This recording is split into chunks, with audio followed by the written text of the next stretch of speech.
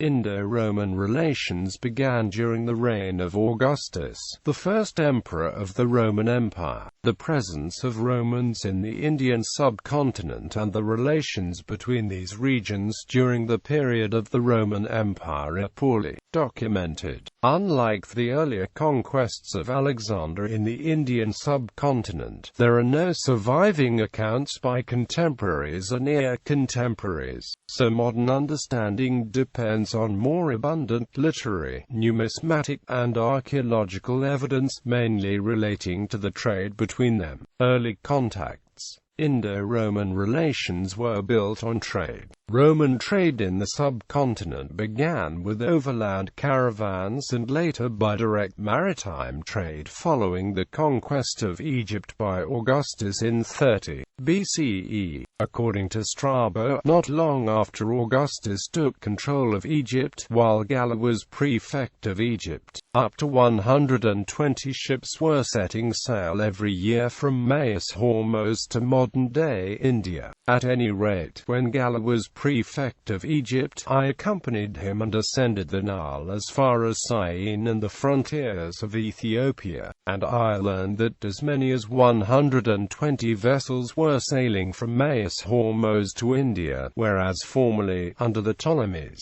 only a very few ventured to undertake the voyage and to carry on traffic in Indian merchandise.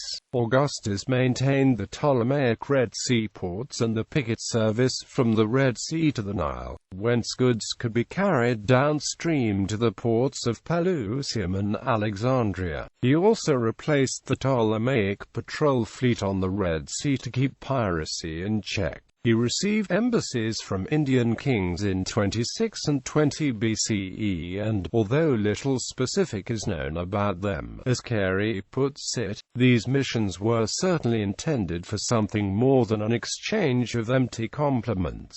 By the time of Augustus, if not before, a sea captain named Hippalus had discovered the relatively safe and punctual contact over the open sea to India by leaving from Aden on the summer monsoon and returning on the anti-trade winds of winter. This would have been made safer and more convenient by the Roman sack of Aden in a naval raid c.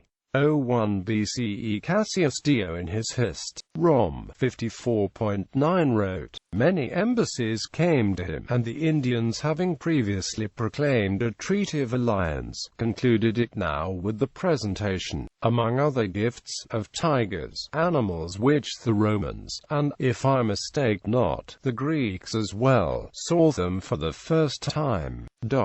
The overland caravans would have gained more convenient access into the Indian subcontinent after the expansion of the Kushans into northwestern India during the 1st century CE, and then down the Ganges Valley in the early 2nd century. For those land routes, at least in the time of Augustus, several Indian embassies reached Rome. At least 4 such embassies are mentioned in the Latin literature, namely 1. The embassy from Puru country took with it to Rome serpents, monals, tigers and a letter written in Greek language. 2. The embassy from Broch was accompanied by a Buddhist monk named Germanos. 3. An embassy from the Chera country. It was reported in Rome that at Museres was built a temple in honor of Augustus. And 4. An embassy from the Pandu country brought with it precious stones, pearls and an elephant. We know that in the time of Augustus commercial relations between India and Rome grew, but in this the balance of trade was in favor of India from the very beginning, and as a result of this Roman gold poured into the country.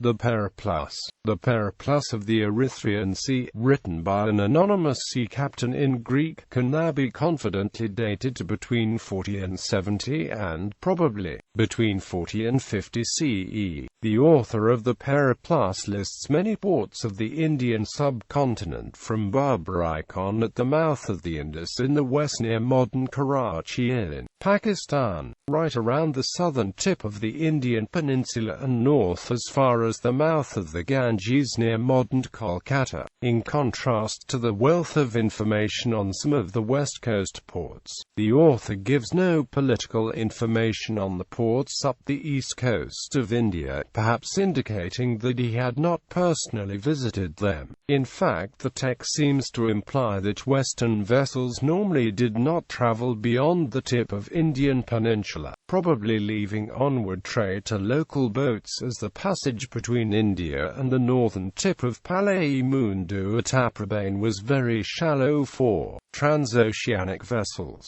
while the route around the island was long and may have forced skippers to pass another season in the region before the winds were right for the return to Egypt. Pliny's accounts. Gaius Plinius Secundus, generally known as Pliny the Elder, writing c. 77 CE, left probably the most important account of India and its trade with Rome that has survived in classical literature. He gives quite a lot of detail about India, albeit not all accurate, but his observations do more than just outline the bare bones of history, and help give us some picture of how intimately Indian culture and trade was becoming known. Coral is as highly valued among the Indians as Indian pearls. It is also found in the Red Sea, but there it is darker in color. The most prized is found in the Gallic Gulf around the Stochades Islands, in the Sicilian Gulf around the Aeolian Islands, and around Drepanum. Coral berries are no less valued by Indian men than specimen Indian pearls by Roman ladies. Indian soothsayers and seers believe that coral is potent as a charm for warding off dangers. Accordingly, they delight in its beauty and religious power. Before this became known, the Gauls used to decorate the swords, shields and helmets with coral. Now it is very scarce because of the price it commands, and is rarely seen in its natural habitat.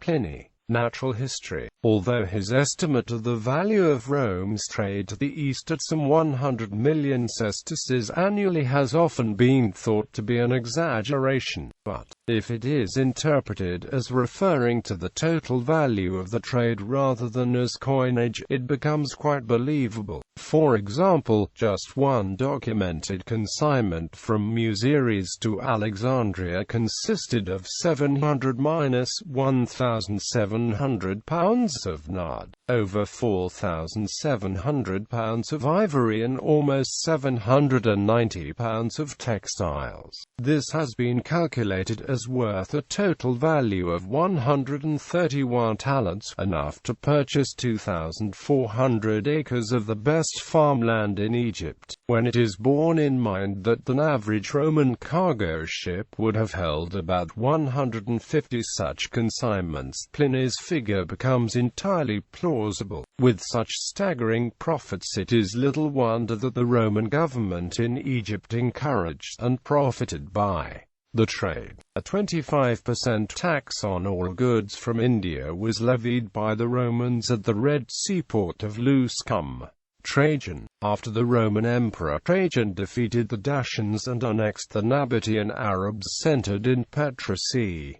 105 CE, he returned to Rome where, ever so many embassies came to him from various barbarians, including the Indic, and he gave spectacles on 123 days, in the course of which some 11,000 animals, both wild and tame, were slain, and 10,000 gladiators fought. Trajan later defeated Parthia and, sailing down the Tigris River, reached the northern shores of the Persian Gulf. Roman troops had beaten the might of Parthia from the field and had reached the Persian Gulf, and the victorious Imperator Trajan had dreamed of repeating Alexander's march to the northwestern subcontinent, only to acquiesce in giving up the project on account of his age. Archaeological record. The best archaeological record of Roman presence can be found in southern India, specifically at Archaeological. Arikamedu was a Tamil fishing village which was formerly a major Chola port dedicated to bead-making and trading with Roman traders. It flourished for centuries until the Romans left in the 5th century CE. Various Roman artifacts, such as a large number of amphorae bearing the mark of Roman potter schools VIBIICAMURINITTA, have been found at the site, supporting the view on a huge ancient trade between Rome and the ancient Tamil country of present-day South India. Another place full of archaeological records is Muziris, in the Kerala region. Muziris was a major centre of trade in Tamilakam between the Chera Empire and the Roman Empire. Large hoards of coins and innumerable shards of amphorae found in the town of Pattanam have elicited recent archaeological interest in finding a probable location of this port city. Numismatic record. Numerous hoards of Roman gold coins from the time of Augustus and emperors of the 1st and 2nd centuries CE have been uncovered in India, predominantly but not exclusively from southern India. Attention may be drawn to the large number of Roman Aurelian denarii of Augustus to Nero spanning approx. 120 years found all along the route from about Mangalore through the Muziris area and around the southern tip of India to the southeastern Indian ports. Under the rule of Augustus, the silver content of the denarius fell to 3.9 grams. It remained at nearly this weight until the time of Nero. This would also indicate that the land route from the west coast to the east coast via the Palghat Pass in the Western Ghats was much more popular than the riskier circuitous sea route rounding the Cape of Sri Lanka.